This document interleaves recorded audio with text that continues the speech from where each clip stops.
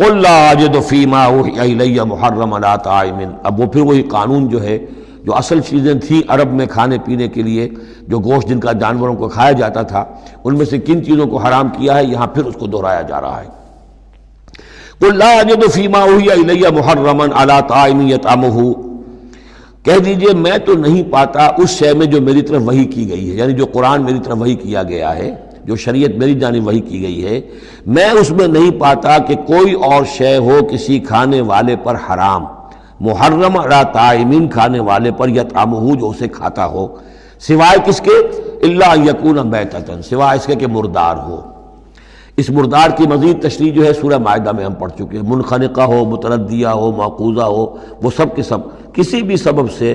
وہ اگر مر گیا ہے جانور تو وہ حرام ہو گیا۔ ہاں اس کے مرنے سے پہلے کوئی اونچائی سے گر گیا ہے، لیکن یہ کہ ابھی جان ہے اور آپ نے ذبح کر لیا ہے اور خون نکل گیا، وہ جائز ہو جائے گا۔ لیکن اگر آپ کے پہنچنے سے پہلے، ذبح کرنے سے پہلے اس کی موت واقع ہو چکی ہو تو وہ مردار میں ہے، تو مردار کی کوئی بھی شکل ہو وہ حرام ہے۔ او دمن مسفوحا، یا خون ہو بہتا ہوا،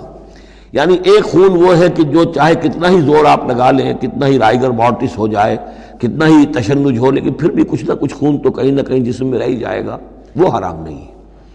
مطلب یہ کہ تلی کے اندر خون رہ جائے گا، کچھ نہ کچھ جگر میں کچھ خون رہ جائے گا، وہ چیزیں حرام نہیں ہیں۔ لیکن جو بہایا جا سکتا ہو خون، کہ اگر آپ نے ذبح کیا ہے تو خون بہا کر نکال دیا جائے، اب یہ خون جو ہے یہ حرام ہے۔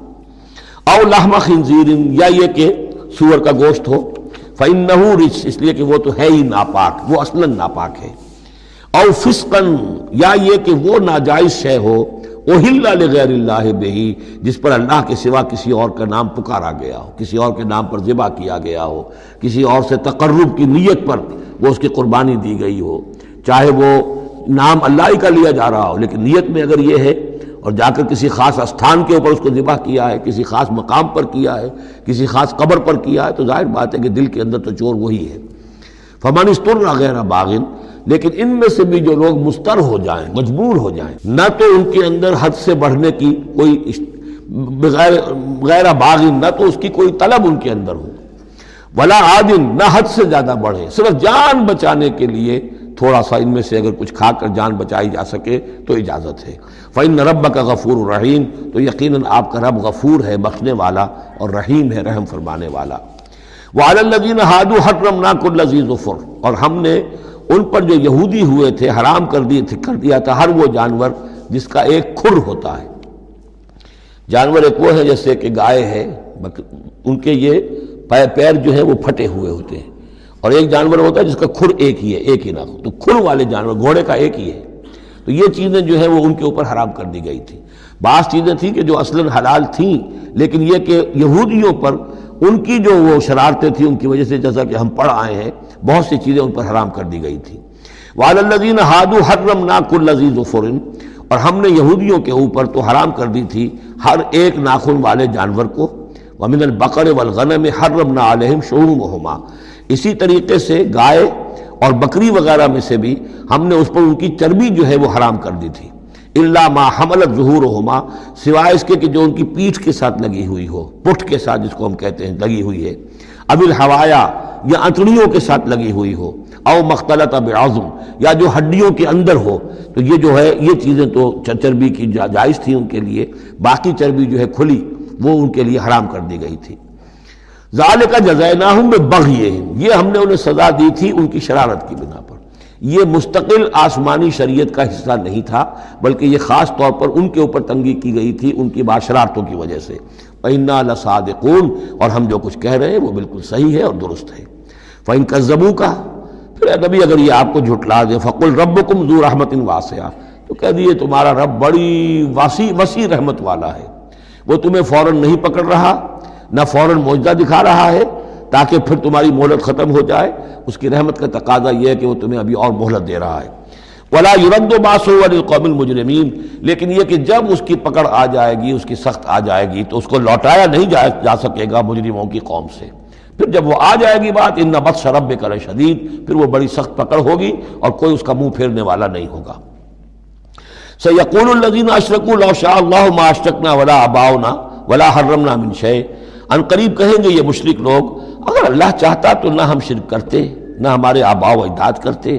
نہ ہم نے ان چیزوں کو حرام ٹھہرایا ہوتا جنہیں تم کہہ رہے ہو کہ حرام نہیں ہے اور ہم نے خامخواہ حرام ٹھہرا دیا ہے۔ اللہ تو علی کل شیء قدیر ہے، وہ ہمیں روک سکتا تھا، اس کا اختیار تھا، وہ ہمیں یہ کام نہ کرنے دیتا۔ یہ کٹ حجتیاں انسان کرتا ہے۔ کذالک کذب الذین من قبلہم، اسی طرح جھٹلایا تھا ان لوگوں نے جو ان سے پہلے تھے، حتی ذاقوا باسنا، یہاں تک کہ انہوں نے ہمارے عذاب کا مزہ چکھ لیا۔ قل هل عندکم من علم فتخرجوہ لنا، آپ ان سے یہ کہیے کہ کیا تمہارے پاس کوئی علم ہے، کوئی دلیل ہے، کوئی سند ہے، کسی کتاب میں لکھی ہوئی چیزیں یہ موجود ہیں جنہیں تم ہمارے سامنے پیش کر سکو؟ ان تتبعون الا الظن وان انتم الا تخرصون، تم تو صرف پیروی کر رہے ہو ظن کی اور اٹکل پچوں کی باتیں کر رہے ہو، تو اب تم سے اب کیا بات کریں؟ قل فللہ الحجۃ البالغہ،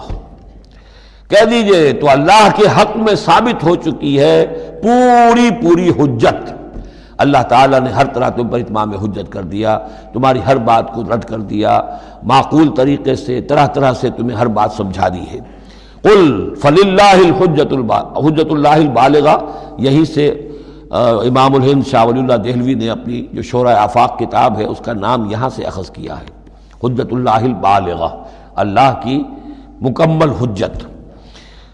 قل فللہ الحجت البالغہ، اللہ کی طرف سے حجت تم پر پوری ہو چکی، قائم ہو چکی۔ فلو شاء لہداکم اجمعین،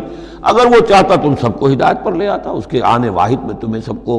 ابو بکر صدیق جیسا نیک بنا دیتا، یہ اس کا اختیار تھا، لیکن اس نے رکھا ہے معاملہ اس دنیا کا امتحان کے لیے۔ خلق الموت والحیات لیبلوکم ایکم احسن عملا، تاکہ تمہیں آزمائے اور جانچے۔ قل ہلم شہداءکم الذین یشہدون ان اللہ حرم ھذا،